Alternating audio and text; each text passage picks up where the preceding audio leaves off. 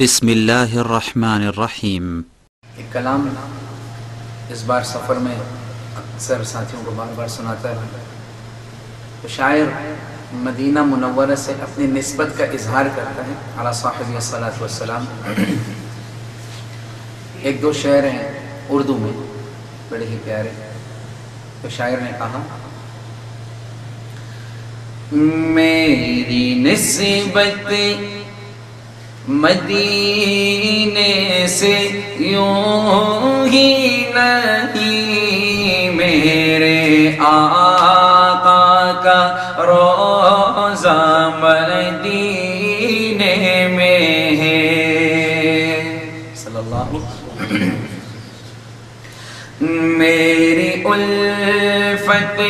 مدینے سے یوں ہی نہیں،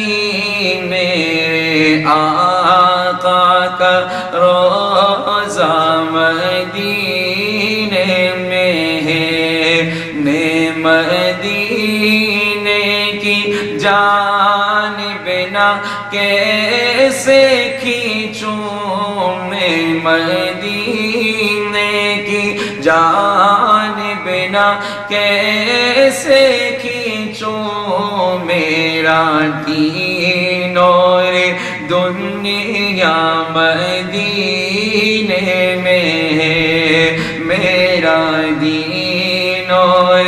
دنیا مدینے میں ہے۔ اور پھول ہوتے ہیں نا، پھول ورد ازہار، یہ اعتراف کر رہے ہیں، اور کس بات کا اعتراف کرتے ہیں؟ عجیب شعر کہتا ہے پھول کھلتے ہیں پڑھ پڑھ کے صلی علی، پھول کھلتے ہیں پڑھ پڑھ کے صلی علی، جھوم کر کہہ رہی ہے یہ باد صبا، جھوم کر کہہ رہی ہے یہ باد صبا، ایسی خوشبو چمن کے گلوں میں کہاں، ایسی خوشبو چمن کے گلوں میں کہاں، جیسی خوشبو نبی کے پسینے میں ہے، ایسی خوشبو چمن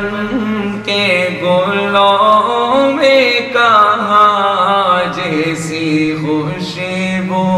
نبی کے پسینے میں ہے، ایسی خوشبو چمن کے گلوں میں کہاں، جیسی خوشبو نبی کے پسینے میں ہے۔ اسی طرح شاید جب محبت میں بے چین ہوا، ایک اللہ کی محبت، ایک اللہ کے حبیب صلی اللہ علیہ وسلم کی محبت، اب جب بے چین ہوا تو بے چینی کے عالم میں اس نے ایک دعا کی، اور اللہ تعالیٰ تو فرماتا ہے اجیب دعوت الداعی اذا دعانی، ہر کسی کی سنتا ہے۔ تو شاعر کہتا ہے